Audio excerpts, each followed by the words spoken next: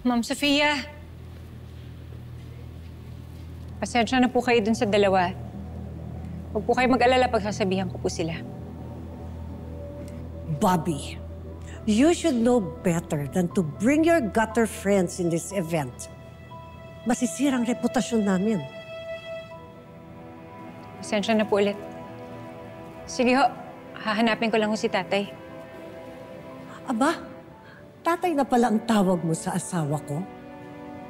Ang arte-arte mo talaga.